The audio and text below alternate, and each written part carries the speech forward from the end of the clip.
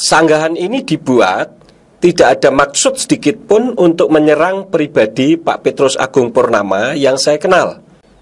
Namun hanya sekedar meluruskan apa yang disampaikan saja sesuai dengan kebenaran firman.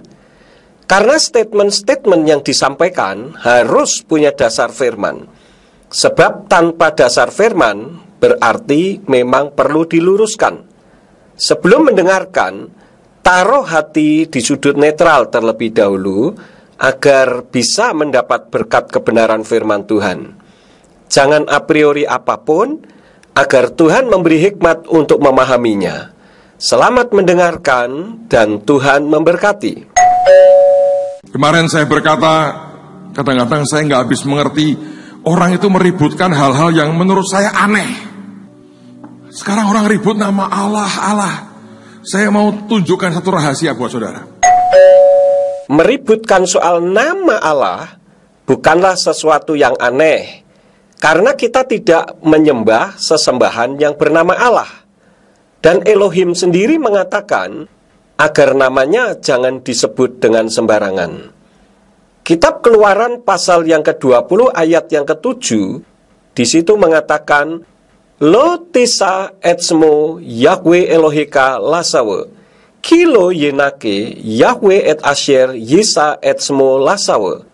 Yang artinya, jangan menyebut nama Yahweh Elohimu atau sesembahanmu untuk kesia-siaan. Karena Yahweh tidak akan membebaskan orang yang menyebut namanya dalam kesia-siaan. Nah, kalau menyebut dengan sembarangan atau sia-sia saja dilarang, apalagi diganti-ganti dengan sembarangan. Dan perlu diketahui, jangan menyebut dengan sembarangan, itu bukan jangan menyebut sama sekali. Yang dilarang adalah jika menyebutnya seenaknya sendiri, apalagi diganti-ganti. Saya belum terima konfirmasi resminya ya, tapi entah Petrus, Andreas, Filipus, Yakobus, Yohanes, Matius, siapa saya nggak tahu dari 11 ini. Saudara tahu nggak, pada hari Pentakosta itu, satu di antara mereka nyanyi How Great. Coba Anda nanti di rumah baca Alkitab dalam Kisah Rasul pasal 2. Waktu dicurahkan Roh Kudus dalam bentuk lidah api, ya toh? Orang-orang kan bingung, loh mereka itu berkata-kata dalam bahasa kita. Kita orang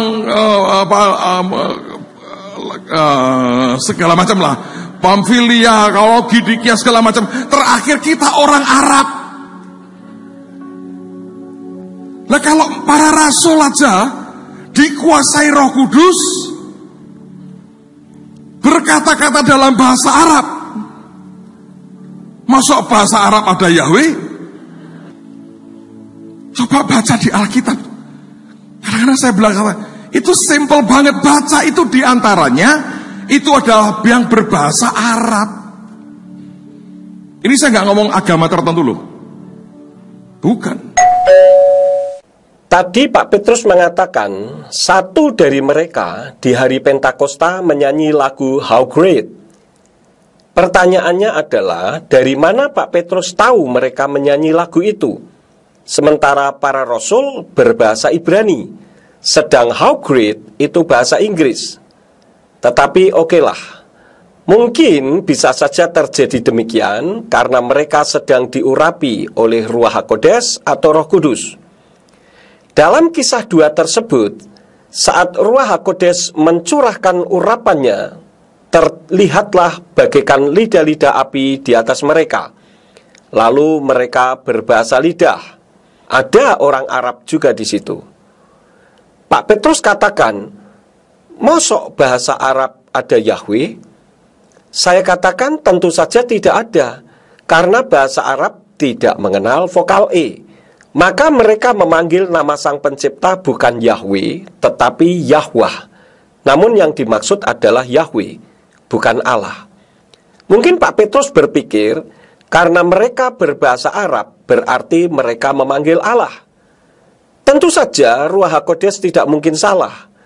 Ruach HaKodes tahu siapa Allah itu dan dari mana asal-usulnya. Ada banyak referensi tentang siapakah Allah itu Di antaranya adalah 1. Allah adalah nama dewa bangsa Arab yang mengairi bumi.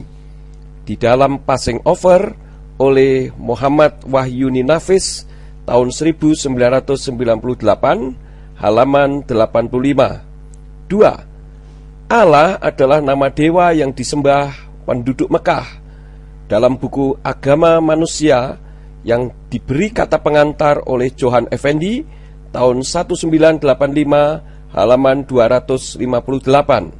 3. Allah adalah nama dewa yang disebut-sebut suku Quraisy, bangsa Arab bersama-sama dengan Dewi Alata dan Dewi Al-Uzza di dalam buku kelengkapan Tarikh Nabi Muhammad SAW oleh Kiai Haji Munawar Khalil, jilid 1, halaman 223. 4. Allah adalah nama dewa tertinggi bangsa Arab bersama Dewi Alata dan Dewi Al-Uzza yang disembah sejak dulu kala, tertulis di dalam inskripsi Arab. Hal itu ada di dalam buku Keberagaman yang Saling Menyapa oleh Dr. Andes Muhammad Sabri MA tahun 1999, halaman 70. 5. Allah is the name of pagan deity from Babylon.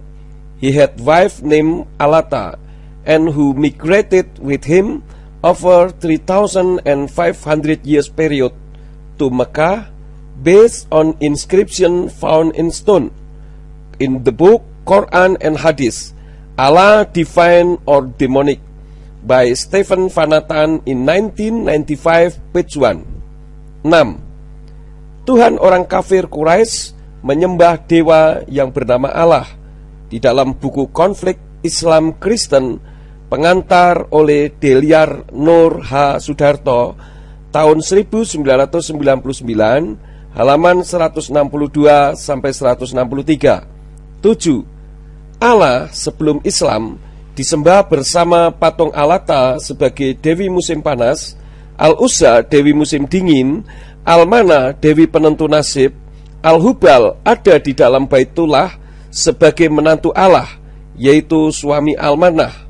Ini ada di dalam Bidah-Bidah di Indonesia oleh Dr. Andes Kiai Haji Badruddin Subki tahun 1994, halaman 81.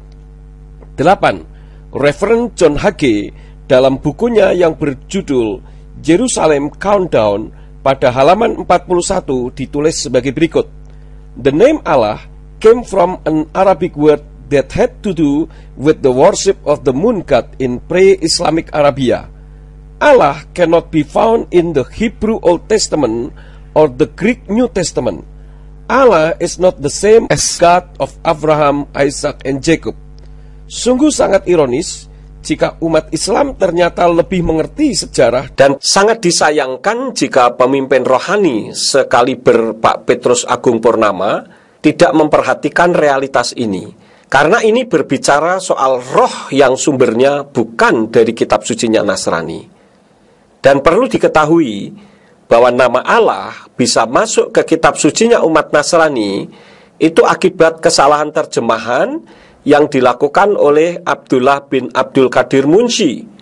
Beliau adalah seorang sastrawan Muslim Melayu, peranakan Arab Tamil, yang lahir di tahun 1796 dan wafat bulan Oktober tahun 1854, yang hidup di tengah budaya Melayu di Melaka. Saat itu beliau diminta membantu menerjemahkan kitab sucinya umat Nasrani, karena beliau bekerja kepada para misionaris dan pebisnis Britania dan Amerika, di samping sebagai guru bahasa atau munshi kepada tentara keturunan India di Garnison Melaka, yang juga pernah bekerja untuk Thomas Stamford Raffles sebagai juru tulis, menerjemahkan Injil serta teks agama Kristen untuk London Missionary Society di Melaka, dan menjadi pencetak untuk America Board of Mission di Singapura. Memasukkan nama Allah ke dalam kitab sucinya umat Nasrani. Jadi, dengan tidak menyebut nama Allah, berarti kita ini memulihkan terjemahan Alkitab yang sudah terdistorsi oleh Abdullah bin Abdul Qadir Munshi tersebut. Saya akan minta teman saya untuk membacakan kitab berbahasa Arab. Ini adalah kitab sucinya umat Nasrani.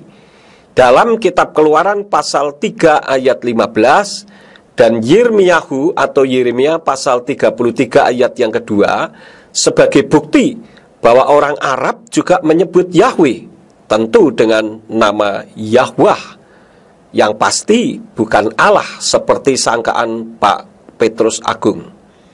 Coba kita dengarkan dengan baik ya. Keluaran 3 ayat 15 atau Siprul Khurujis Salis al-ayatus khamisya asyar. Bunyinya, wa qala Allahu aidan li Musa hagaza taqulu li bani Israil Yahwa ilahu abaikum ilahu Ibrahim wa ilahu Ishaq wa ilahu Yaqub arsalani ilaikum haza ismi ilal abadi wa haza zikri ila daurin fadaur. Yeremia pasal 33 ayat 2 atau Sifru Irmia Salis wa Salasin al-ayatus saniyah. Bunyinya, hakaza qala ar-rabbu sani'uha ar-rabbu musawwiruha liyusabbitaha yahwahu ismuhu. Jadi Roh Kudus itu, salah satu karunia Roh Kudus adalah berbahasa Arab. Ternyata karena orang yang dari Arab berkata, "Lah ini ngomong bahasa Arab." Sekarang dilawan-lawan dengan ini itu. Yang sesat siapa? Kalau para rasul saat itu berbahasa Arab, ya tidak masalah. Bahasa tidak bermasalah. Mau bahasa apa saja di seluruh dunia, ya tidak masalah. Tetapi Yahweh itu nama, bukan bahasa. Jadi bahasa boleh berubah-ubah, tetapi nama diri tidak berubah. Jadi jangan dikacaukan atau kebingungan soal nama dan bahasa. Ini adalah sesuatu yang berbeda. Tuhan itu lihat hatimu lebih dari semuanya. Apa hebatnya kalau Anda begitu fasih berbahasa Ibrani, tapi hatimu sendiri engkau tidak kenal dengan Tuhan. Saya setuju yang Pak Petrus katakan. Apa hebatnya kalau Anda begitu fasih berbahasa Ibrani, tetapi hatimu sendiri engkau tidak kenal Tuhan.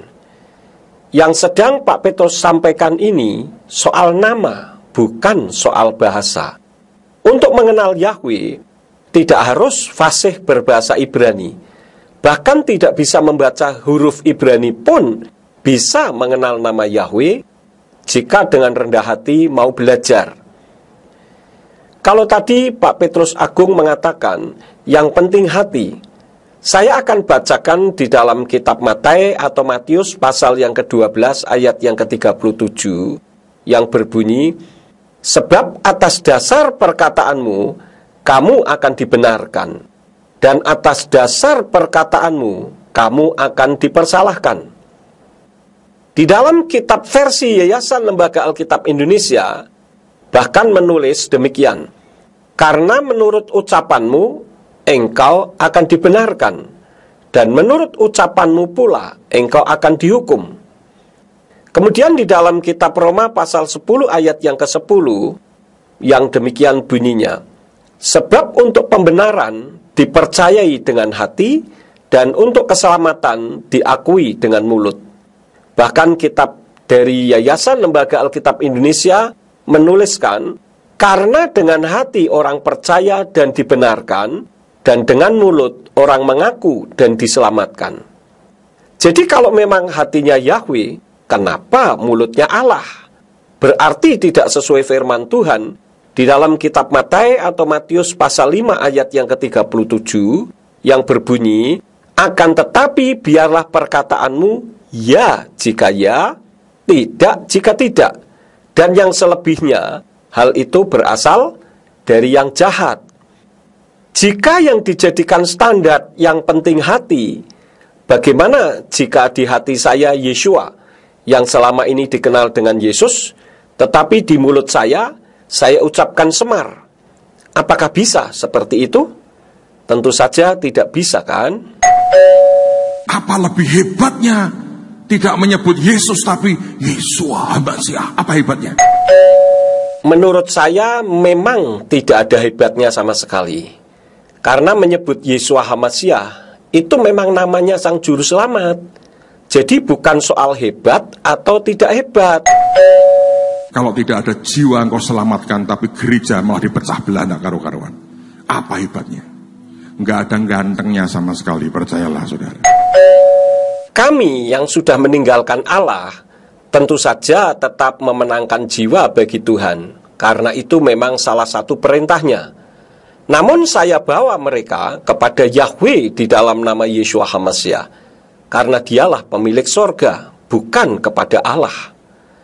Salomo mengatakan bahwa pemilik sorga itu Yahweh.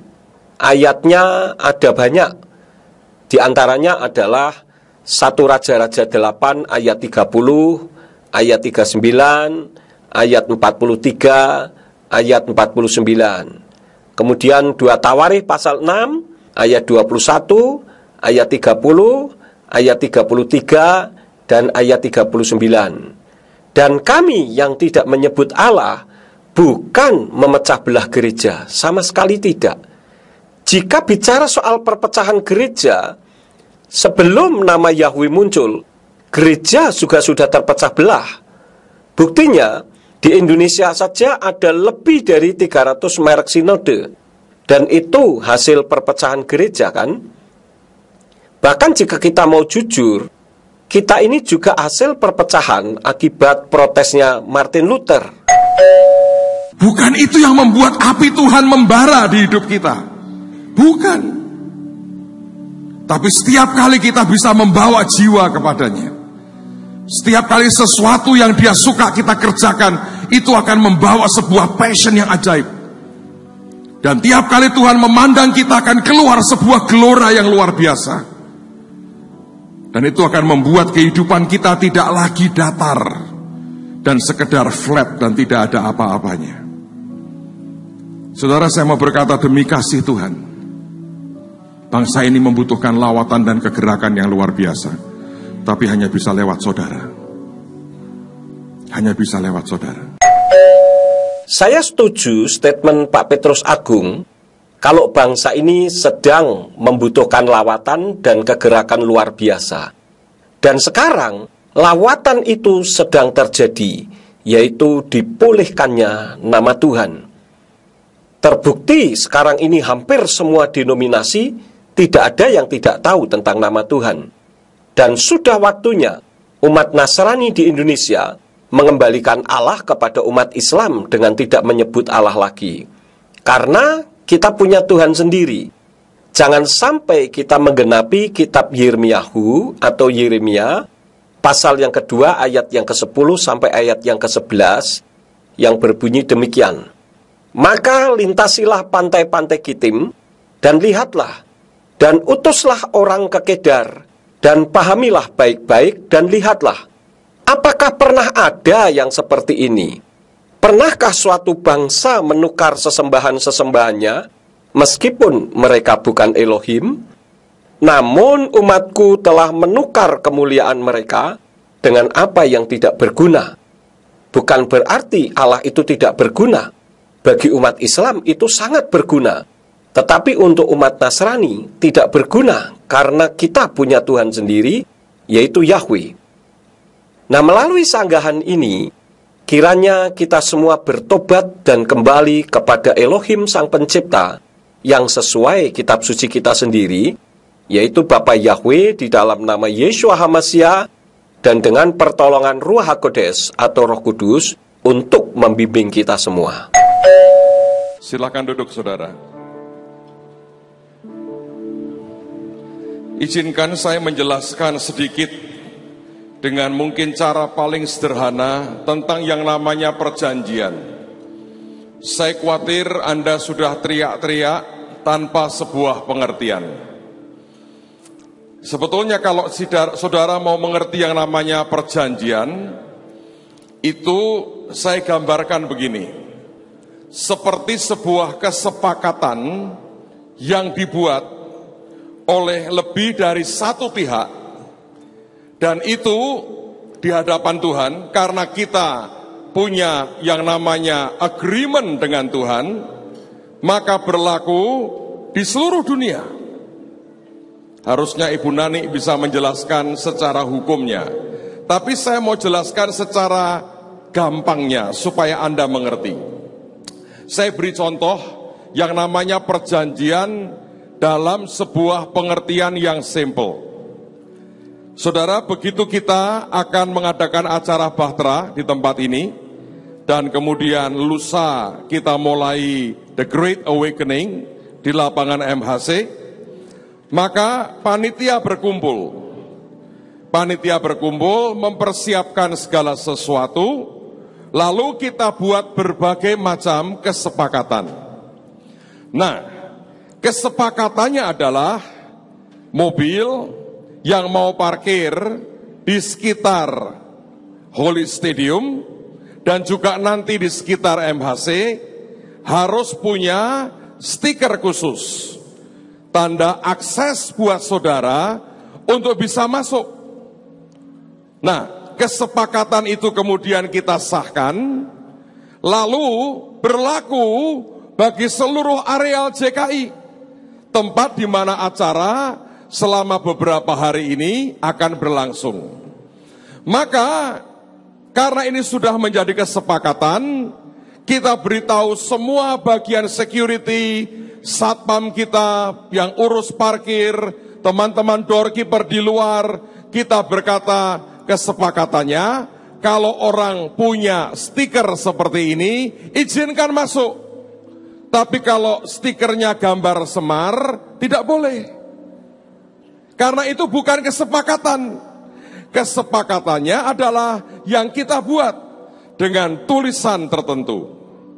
Nah, saudara sekalian, begitu itu diumumkan, maka mulai hari ini atau bahkan kemarin sudah mulai diberlakukan. Saudara boleh bawa mobil Ferrari yang akan keluar tahun 2035. Kalau stikermu gambar bagong atau gambar semar, atau stikermu gambar tengkorak, apalagi, sekalipun mobil Anda mewah, Anda berarti tidak punya sebuah akses untuk parkir di tengah-tengah kita. Mungkin Anda diberi parkir di luar. Sebab itu melanggar yang namanya agreement, melanggar yang namanya kesepakatan. Nah, tetapi kalau siapapun saudara, mobilmu mungkin termasuk mobil antik, buatan tahun 1915. Orang berkata warna catnya pun sudah hilang. Dan engkau berkata ini mobil tiap 1 kilometer mogok. Tidak masalah. Karena di depan kaca mobil saudara ada stiker yang Anda dapatkan. Stiker itu sendiri merupakan bentuk daripada perwujudan kesepakatan yang berlaku di tempat ini. Nah, perjanjian itu sama seperti itu. Tiap kali Tuhan dengan saudara punya namanya covenant, punya namanya perjanjian, maka itu disahkan. Setiap orang yang terima janji Tuhan, maka Anda terima pengesahan dari kerajaan surga. Maka seperti dalam kisah Esther, raja akan memastikan di seluruh wilayahnya hukum yang dia tetapkan berlaku. Ketika saudara dan saya punya sebuah agreement, covenant dengan Tuhan, maka Tuhan mengumumkan di seluruh dunia, baik dalam alam jasmani maupun alam rohani, agreement yang dia buat dengan kita. Menyebutkan perjanjian itu akan memberikan Anda akses sesuai dengan isi perjanjian yang ada. Anda bisa ngerti itu. Begitu saudara punya tanda bahwa Anda punya sebuah covenant, Anda punya sebuah agreement dengan Tuhan, maka ketika engkau menghadapi jalan buntu, Anda tinggal lihat lagi agreement saudara dengan Tuhan. Begitu Anda berkata, oh ini masalah sudah selesai di sini, maka Anda tunjukkan kepada siapapun yang mengatakan ini jalan buntu bagi hidupmu. Anda tunjukkan dengan berkata, hei, aku sudah punya agreement, aku punya tanda akses untuk masuk, engkau harus buka.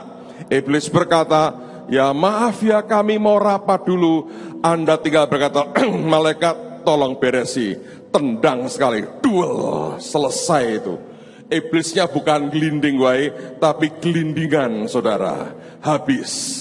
Sebab kenapa? Anda punya akses. Tapi tadi pagi saya punya sebuah pengalaman unik sekali. Teman-teman panitia berbaik hati dengan saya diberi satu mobil untuk antar jemput saya. Dan puji Tuhan, sopirnya belum pernah nyupirin hamba Tuhan di acara Bahtera. Di depan mobilnya tidak ada tertulis akses apapun, tanda VVIP tidak ada. Saya duduk di belakang, Pak Kenny duduk di sebelah sopir. Dan begitu masuk ke halaman gereja, satpam tidak melihat saya, langsung pakai tanda minggir ke sana, tidak boleh terus. Untuk pertama kalinya, Petrus Agung ditolak masuk Holy Stadium seumur hidup saya. Kisah Pak Petrus ini memberi warning kepada kita semua, bahwa nanti ternyata akan ada banyak anak Tuhan, tetapi ditolak masuk ke tempat kekekalannya sendiri, yaitu sorga. Why? Tidak ada tanda akses. Karena agreement-nya berkata, bahwa ini tandanya kalau orang mau parkir di dalam. Maka saya tidak pernah memikirkan itu selama 10 tahun Bahtera. Belum pernah saya mengalami itu. Hari ini saya merasakan rasanya ditolak. Kalau Anda pernah mengalami, Anda punya satu teman tambahan. Saya orangnya pernah ditolak. Saudara sekalian, saya baru sadar tidak ada tanda di mobil yang saya tumpangi. Sopirnya baik, Pak Kenny baik, mobilnya baik, stikernya nggak ada. Maka itu berkata, dalam agreement yang ada, stikernya tidak ada, parkir seperti jemaat yang lain. Lalu kemudian Pak Kenny buka kacanya, dia jual nama saya. Pak Petrus, Pak Petrus, Pak Petrus. Satpamnya agak mikirnya lambat, Petrus siapa? Kan banyak toh. Dia teriak makin keras, Pak Petrus, agak melotot sedikit saudara, lalu ngeh satpamnya. Dan tiba-tiba, oh maaf Pak, silakan katanya, silakan. Telat mas. Stiker paling hebat ternyata adalah nama. Dan nama paling hebat adalah Yesus Tuhan. Ojo muni Pak Petrus, saudara, awas. Nama paling hebat adalah Yesus. Tuhan pemilik sorga juga ternyata pernah punya agreement dengan manusia, yaitu namanya juga. Nama apa? Di dalam kitab Keluaran pasal 3 ayat yang ke-15 berbunyi demikian. Wa yomer ot Elohim el Moshe kotomar el beni Yisrael. Yahweh Elohi Avotechem, Elohi Avraham, Elohi Yitzhak, wa Elohi Yakob, selakani alechem ze zemile olam, wa ze zikri ledordor. Yang artinya, dan Elohim berfirman lagi kepada Mose atau Musa, katakanlah demikian kepada Bani Yisrael, Yahweh, Elohimnya leluhurmu, Elohimnya Abraham, Elohimnya Yitzhak, dan Elohimnya Yakob, telah mengutus aku kepadamu. Itulah namaku untuk selama-lamanya, dan itulah pengingat bagiku dari generasi ke generasi. Inilah agreement antara Tuhan dengan manusia, yaitu nama Yahweh untuk disebut sampai selama-lamanya dari generasi ke generasi. Semua orang yang masuk ke sorga, ternyata di dahinya ada nama pemilik sorga, yaitu Yahweh. Di dalam kitab Wahyu pasal yang ke-14 ayat yang ke-1, di dalam terjemahannya Kitab Yayasan Lembaga Alkitab Indonesia, di sana dikatakan demikian. Dan aku melihat, sesungguhnya anak domba berdiri di Bukit Sion, dan bersama-sama dengan dia 144.000 orang, dan di dahi mereka tertulis namanya dan nama bapaknya. Ada dua nama, yaitu namanya dan nama bapaknya. Namanya tentu saja yang dimaksud adalah nama Yeshua HaMasiah, dan nama bapaknya adalah Yahweh. Namun di dalam kitab berbahasa Ibrani, di sana berbunyi wa esa ainai wehinese omet al-harsion wa etzlo mea wa arbaim elef nefes wa arbaat alafim hem asyer smo wa sem awi ketuvim al-mitskam. Yang jika diterjemahkan bunyinya, dan aku melihat dan lihatlah anak domba yang berdiri di atas Bukit Sion, dan bersama dia ada 144.000 orang yang mempunyai nama bapaknya yang tertulis pada dahi mereka. Jadi yang jadi tanda akses untuk masuk surga adalah nama si pemilik surga itu sendiri, yaitu nama bapaknya Yeshua. Itulah password atau kuncinya untuk masuk surga. Itulah tanda perjanjiannya antara manusia dengan Tuhan. Lah kenapa bukan nama Yeshua? Karena Yeshua itu pintunya untuk masuk surga, bukan passwordnya atau kuncinya untuk masuk ke surga. Di dalam kitab Yohanan atau Yohanes pasal 10 ayat yang ke-7 katakan, oleh karena itu Yeshua berkata lagi kepada mereka, sesungguh-sungguhnya aku berkata kepadamu, bahwa akulah pintu bagi domba-domba itu. Dan pintu ke surga memang cuma satu dan hanya satu-satunya, yaitu Yeshua HaMasiah, yang selama ini kita kenal dengan Yesus Kristus. Dan itu ada di dalam kita. Coba bayangkan di malam terakhir sebelum Tuhan ditangkap, disiksa, dan kemudian disalib. Dia mengajak murid-muridnya duduk. Dan ketika mereka mau makan, dia memecahkan roti. Dia berkata, inilah tubuhku yang dipecahkan bagimu. Dia berkata, makanlah. Dia berikan tubuhnya buat Anda dan saya. Dia ambil cawan sesudah makan yang berisi anggur. Dan dia berkata, inilah darahku, darah perjanjian baru. Saudara sekalian, ada banyak agreement perjanjian yang sudah Tuhan berikan dalam hidup kita. Tapi semua disil, dimeteraikan dengan hidupnya sendiri. Sejak hari itu, Anda sah memakai nama Yesus. Ketika engkau menghadapi apapun, engkau berkata, ada agreement antara aku dengan Tuhan. Di dalam nama Yesus terbuka semua. Ketika ada kuasa lain menghalangi berkatmu, engkau berkata, ada agreement antara aku dengan Tuhan. Dan engkau berkata, dalam nama Yesus lepaskan berkatku, dan boom, akan turun. Sebab itu nama di atas segala nama, dan tidak ada nama lain yang lebih tinggi dari nama Yesus Kristus Tuhan.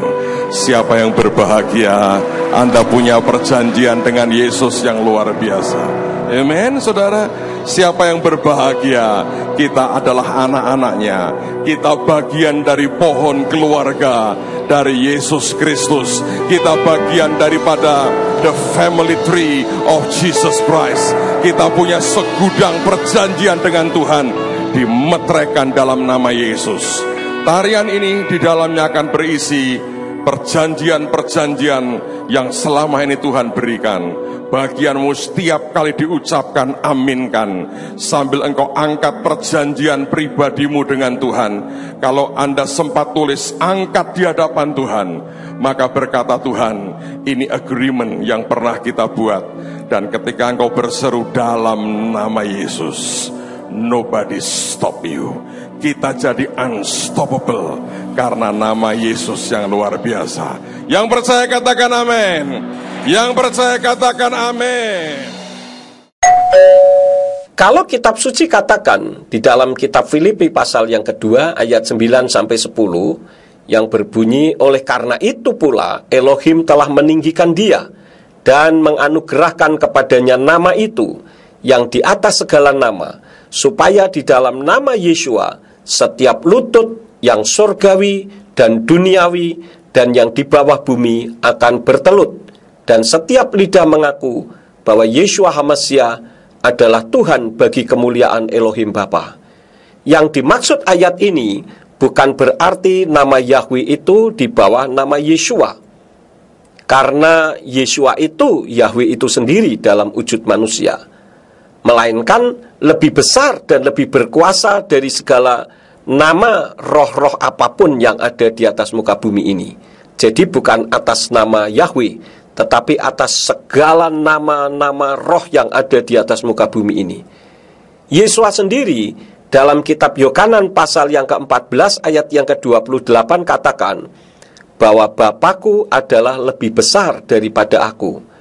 Yang dimaksud ini adalah karena Yesus saat di bumi itu dalam wujud manusia, yang tentu saja penuh dengan keterbatasan seperti manusia pada umumnya. Bisa lelah, bisa sakit, dan kalau mau pindah ke tempat lain membutuhkan waktu. Sedangkan Yahweh itu roh yang tidak bisa dibatasi oleh waktu dan jarak. Namun antara Yahweh dan Yeshua itu satu adanya. Itulah sebabnya di dalam kitab Yohanes pasal yang ke-10 ayat yang ke-30 katakan, Ani waha'af ekhad, aku dan Bapa itu satu. Dan lebih jauh di dalam kitab Yohanes atau Yohanes pasal yang ke-8 ayat yang ke-24 mengatakan, oleh karena itu aku berkata kepadamu, ini Yeshua yang berkata, bahwa kamu akan mati dalam dosa-dosamu, sebab jika kamu tidak percaya bahwa akulah dia, yaitu Yahweh, maka kamu akan mati dalam dosa-dosamu. Pesan saya, setelah mendengar sanggahan ini, mari kita ubah paradigma kita yang selama ini tidak sesuai dengan firman Tuhan. Nah saudara, saya berdoa kita itu benar-benar waspada. Hari-hari ini saya tuh sampai berkata, Tuhan kok bisa ya? Teman saya saudara, dia berbahasa roh. Dulu dia cinta Tuhan luar biasa. Hari ini dia masuk saudara sebuah aliran yang berkata bahwa Tuhan Yesus belum datang. Saudara, pertamanya saudara adalah diajarin soal Yahweh. Saudara, dan dibilang nama Tuhan yang betul Yahweh. Benar, sampai di situ benar. Kalau sudah tahu nama Yahweh itu benar, kenapa tidak memanggil nama yang benar? Kitab suci mengatakan bahwa di akhir zaman itu akan muncul pembinasa keji yang berdiri di tempat kudus, seperti nubuatan yang disampaikan oleh Yeshua dalam kitab Matius atau Matius pasal 24 ayat yang ke-15. Siapa pembinasa keji yang berdiri di tempat kudus yang dimaksud oleh Yeshua tersebut? Yaitu orang yang tahu kebenaran, tetapi menyembunyikan kebenaran itu hanya bagi dirinya sendiri. Tidak berani mengajarkan karena takut ditinggal jemaat. Saudara, kemudian dikatakan nama Yesus yang benar menurut bahasa Israel adalah Yeshua HaMashiach. Sampai di situ benar. Yeshua HaMashiach itu bukan menurut bahasa Israel. Memang kebetulan kitab suci ditulis di dalam bahasa Israel, yaitu di dalam bahasa Ibrani. Bahasa boleh apa saja, tetapi nama diri tidak bisa berubah. Nama Indriati Cipta Purnomo jika diganti menjadi Indriati Cipta Purnama, itu saja tidak akan bisa masuk ke suatu negara. Apalagi ini nama Tuhan, nama yang menyelamatkan. Harus hati-hati. karena nama itu membawa pribadi si pemilik nama. Saudara, tetapi sesudah itu, saudara, itu terus ditarik. Saudara, mereka masuk terus menyelidiki pakai bahasa aslinya. Kemudian ujungnya disesatkan. Saudara, mereka bilang begini, Yesus tidak lahir tanggal 25 Desember. Ya memang, siapa yang bilang Yesus lahir 25 Desember? Saudara, tidak ada di Alkitab. Saudara cari bolak-balik. Nah, kalau sudah tahu bahwa Yeshua HaMashiach tidak dilahirkan di tanggal 25 Desember, ya jangan merayakan kelahiran Yeshua HaMashiach di tanggal 25 Desember. Makanya kalau saudara pernah tahu dulu, Pak Agung suka guyon. Pak Agung guyonnya begini, kalian tahu nggak kalau Yesus lahir 20 Maret? Katanya begitu, saudara ya. Padahal 20 Maret itu ulang tahunnya, saudara ya. Nah, terus saya gantian, siapa bilang? 7 Juli, kata saya ya. 7 Juli ulang tahun saya. Loh, saudara, orang bilang kita itu suka dibilang sesat. Loh, saudara, loh, memang nggak ada yang tahu kapan persisnya Tuhan Yesus lahir. Kitab suci kita ini jelas dan tidak asal-asalan. Saya akan beritahu kapan tepatnya Yeshua dilahirkan, walaupun tidak secara detail penghitungannya, karena nanti terlalu panjang sanggahan saya ini. Saat Yeshua hendak dilahirkan, Yosef dan Miriam, yang selama ini kita kenal dengan nama Yusuf dan Maria, mereka kesulitan menemukan penginapan karena penuh. Kenapa penuh? Karena saat itu sedang persiapan perayaan Sukot, di mana orang Yahudi dari berbagai tempat pulang kampung. Dan saat itu pula dimanfaatkan oleh pemerintah untuk mengadakan sensus penduduk. Nah, pada saat perayaan Sukot itulah Yeshua dilahirkan, tepatnya tanggal 15 bulan Tisri, yang dalam almanak penanggalan Gregorian sekitar bulan September-Oktober. Bagaimana penghitungannya? Tidak mungkin saya terangkan di sini karena terlalu panjang. Di bulan Desember, di Israel sana sedang musim salju. Jadi tidak mungkin ada para gembala menggembalakan ternak mereka di padang. Bisa mati kedinginan mereka. Itulah berdasarkan geografi seasonnya saja tidak cocok jika Yeshua dikatakan dilahirkan tanggal 25 Desember. Saudara, dan tiba-tiba mereka bilang, orang Kristen itu sebenarnya salah. Mereka menyembah dewa matahari, karena dewa matahari lah yang ulang tahun tanggal 25 Desember. Loh, siapa yang bilang?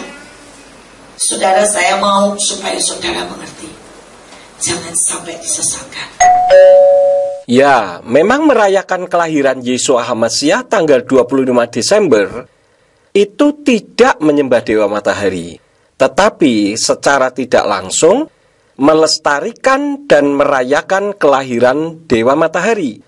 Karena Dewa Matahari kelahirannya tanggal 25 Desember.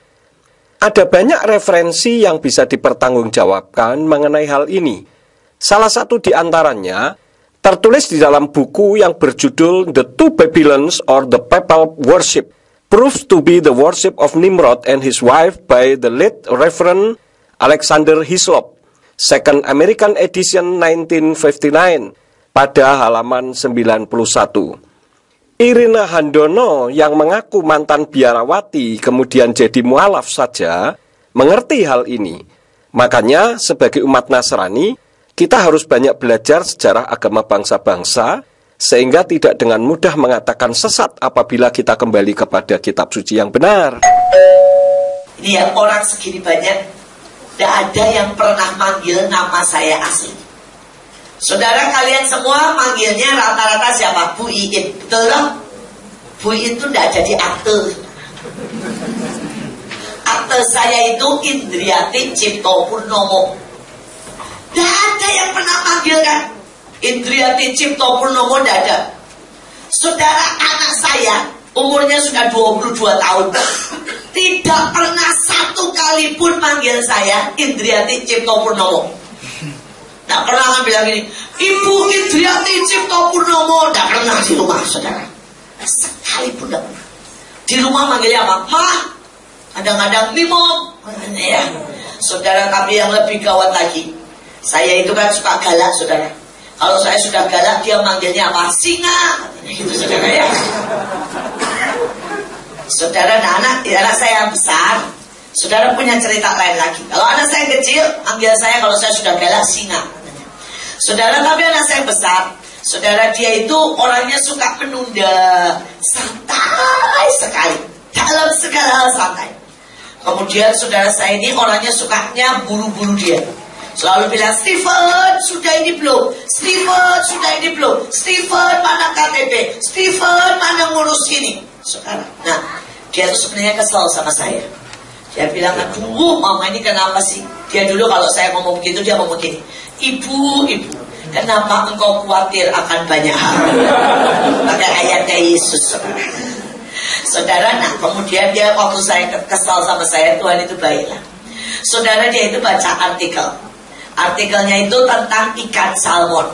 Saudara, ikan salmon itu saudara kalau santai, dagingnya itu saudara lembek dan lama-lama mati. Karena itu untuk memelihara ikan salmon di saudara kolam harus ditangkaplah ikan hiu. Dan ikan hiu itu dicampur di kolam salmon. Saudara, nanti ya, hiunya itu mengejar salmon terus.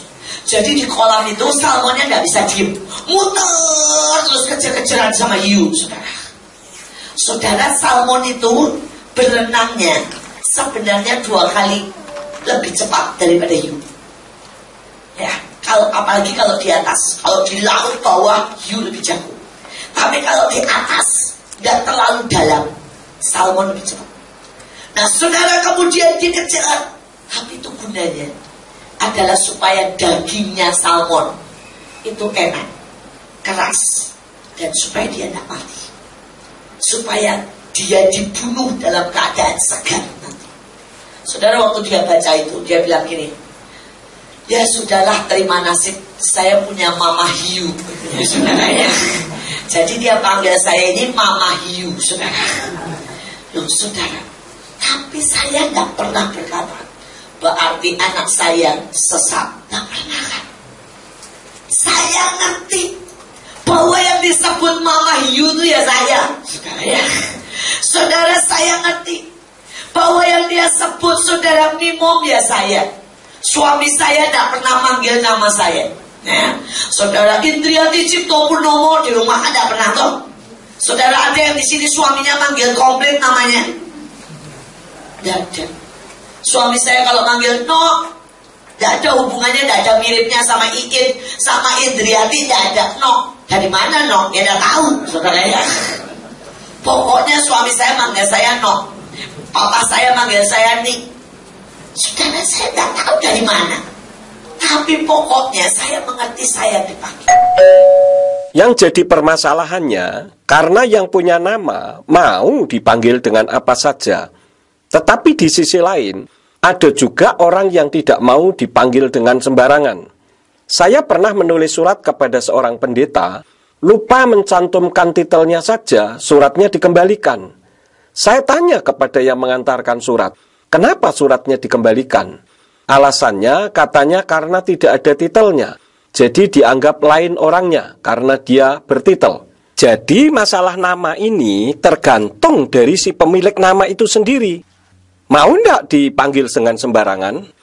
Nah, Tuhan justru menghendaki namanya disebut.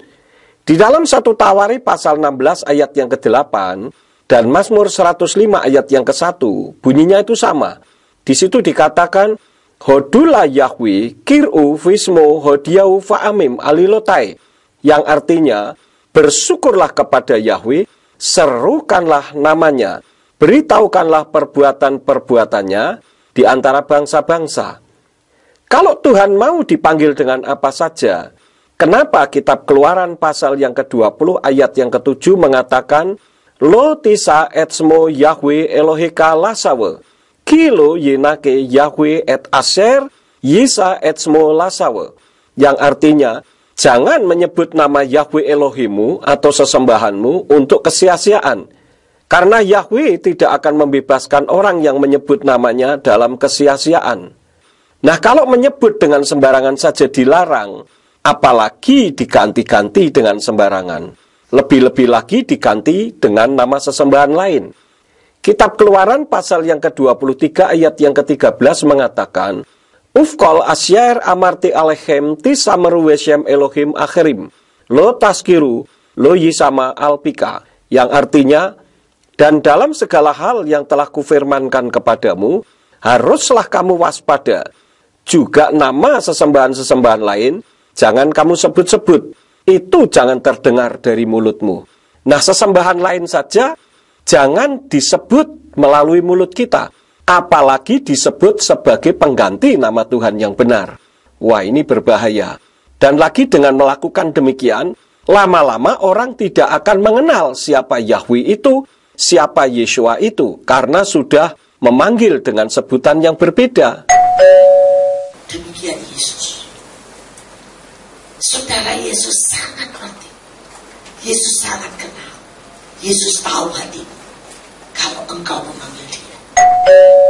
Yeshua memang mengetahui isi hati, tetapi bukan berarti lalu tidak mengungkapkannya.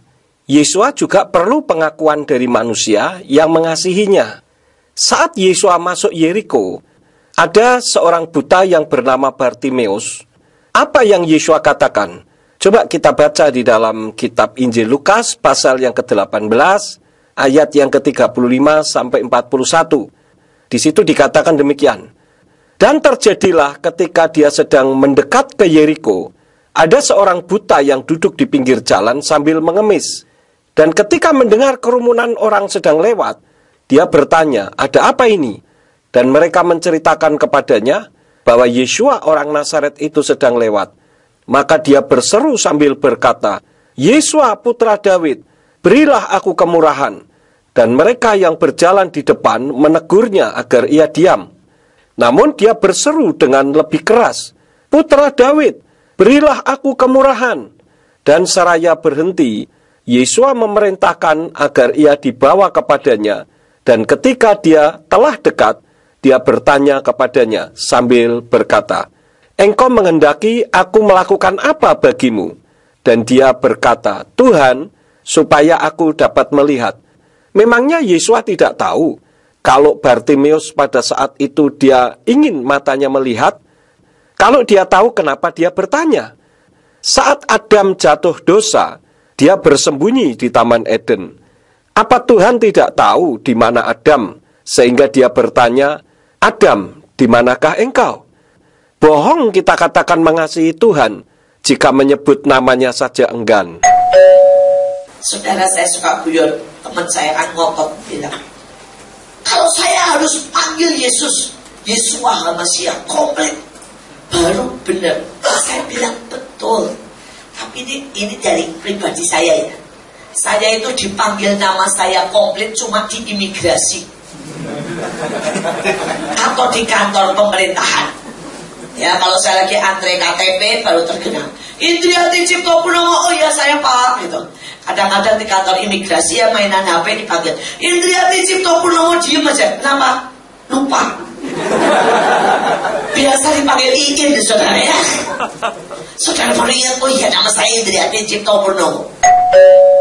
Nah, itu sebagai bukti akibat tidak pernah disebut jadi lupa. Bangsa Yahudi mengubah nama Yahweh menjadi sebutan, yaitu Hashem yang berarti nama itu, dan Adonai yang berarti Tuanku. Walaupun dengan dalih untuk menghormati Yahweh, telah menyebabkan nama Yahweh dilupakan. Hal itu tertulis di dalam kitab Hakim-Hakim pasal yang kedua ayat yang ke-10, yang bunyinya, dan seluruh generasi itu dikumpulkan kepada leluhur mereka, lalu bangkitlah generasi lain sesudah mereka, yang tidak mengenal Yahweh, dan juga perbuatan yang telah dia lakukan bagi Israel. Nah, di Indonesia, akibat kesalahan terjemahan yang dilakukan oleh Abdullah bin Abdul Qadir Munshi, telah menyebabkan umat Tuhan menolak dirinya dan lebih mencintai nama sesembahan lain. Walaupun tidak ada di dalam kitab suci, tetapi dipertahankan mati-matian. Bahkan nama Yeshua pun tidak mau disebut. Padahal di Arab, di gereja Koptik, nama Yeshua dibolehkan. di mana seharusnya mereka memanggilnya Yashua, bukan Isa. Kita seringkali kalau beli sesuatu, mintanya yang asli. Tetapi kenapa untuk nama Tuhan justru lebih suka yang terjemahan? Saya bilang, yang manggil nama saya, Indriati Ciptoponomo, adalah orang yang tidak dekat dengan saya. Tapi yang manggil nama saya dengan ingin Panglima, Mikael, semau-mau mereka lah, kadang-kadang jenderal, apapun lah, adalah orang yang dekat dengan saya. Dan saya bilang sama beberapa teman saya, ya, ini pengalaman saya loh, saya tidak mau nyinggung. Saya tahu namanya Yesus dalam bahasa Israel, Yeshua HaMasiah. Tapi kalau kamu setiap hari nyebutnya lengkap, jangan-jangan kamu kurang dekat sama Yesus. Karena saya cuma panggil Tuhan, dia datang. Saya kadang-kadang cuma panggil Papa, dia datang. Jadi jangan-jangan kamu kurang dekat. Karena saya kadang-kadang tidak sampai panggil Papa, saya cuma bilang, begitu aja dia datang. Bagi manusia, bisa saja argumentasi tersebut benar, bahwa yang dekat itu yang bisa memanggil dengan apa saja. Namun tidak bagi Tuhan. Orang yang dekat Tuhan justru orang yang tahu isi hati Tuhan. Nah, kalau Tuhan saja menghendaki namanya dipanggil, itu isi hatinya Tuhan. Kenapa kitanya tidak mau? Justru kita mengatur Tuhan. Setan itu selalu berusaha agar umatnya melupakan namanya. Tetapi Tuhan justru menghendaki umatnya selalu ingat akan namanya. Karena namanya berkuasa. Setan takut kalau nama Tuhannya selalu ada di dalam kehidupannya. Saudara, hari ini jangan sampai kita disesatkan. Saudara, jangan sampai ada begitu banyak penyesatan. Saya berdoa kita semuanya waspada. Amin. Akhir-akhir ini orang begitu mudah mengatakan sesat terhadap orang lain karena tidak sama persepsinya dengan dirinya. Kalau itu yang dijadikan dasar, maka saya juga bisa mengatakan hal yang sama. Kita harus perhatikan dengan jeli apa definisi sesat. Sesat itu ajaran yang tidak punya dasar firman. Nah, sanggahan saya dari awal semua selalu mengacu ke firman Tuhan sebagai dasar sanggahannya. Silahkan dikatakan sesat jika sanggahan saya tidak ada di dalam firman Tuhan. Justru yang disanggah yang tidak sesuai dengan apa yang tertulis di dalam firman. Karena itu, silahkan dinilai sendiri saja siapa sebetulnya yang sesat. Saudara, hari-hari ini bukan soal nama, bukan soal yang lain. Justru hari-hari ini soal nama yang sedang dipulihkan. Karena umat-umatnya sudah lama melupakan namanya akibat ulah orang Yahudi yang mengganti menjadi Hashem dan Adonai, serta akibat kesalahan-kesalahan terjemahan. Seperti apa yang tertulis di dalam kitab suci, di Kisah Rasul pasal yang ketiga ayat yang ke-21, bahwa menjelang kedatangan Tuhan Yeshua, segala sesuatu harus dipulihkan terlebih dahulu. Sekarang inilah pemulihan nama sedang terjadi di seluruh dunia. Jadi yang menyebut nama Tuhan dengan benar, justru yang masuk rencana Tuhan di akhir zaman, dan orang yang peka terhadap gerakan roh Tuhan di akhir zaman. Teman saya bilang begini, kamu mau tidak dipanggil salah? Saya bilang begini, singa itu apa tidak salah? Saya tidak tersinggung. Saya tahu anak saya tidak marah kok. Anak saya cuma suka aja manggil. Karena apa? Hidup ini berdasarkan hubungan. Bagaimana hubunganmu dengan Tuhan? Seberapa saudara benar-benar merasakan cinta, merasakan detak jantungnya. Kalau saudara punya hubungan, saudara tidak akan gampang disesatkan. Tapi kalau saudara tidak punya hubungan, saudara sangat mudah disesatkan. Orang yang punya hubungan baik dengan Tuhan adalah orang yang bisa mengerti isi hati Tuhan, bukan memaksa Tuhan untuk mengerti isi hati kita. Itu justru terbalik dan menyesatkan. Menyenangkan hati Tuhan itu melakukan perintah Tuhan, bukan memaksa Tuhan untuk melakukan perintah kita dengan ngertiin isi hati kita. Terima kasih sudah mendengarkan sanggahan ini. Kiranya Bapa Yahweh Elohim di dalam nama Yeshua HaMashiach dan Ruach HaKodes menyertai kehidupan kita semua di akhir zaman ini untuk tetap lebih taat firman-Nya daripada taat kepada pendapat manusia. Amin.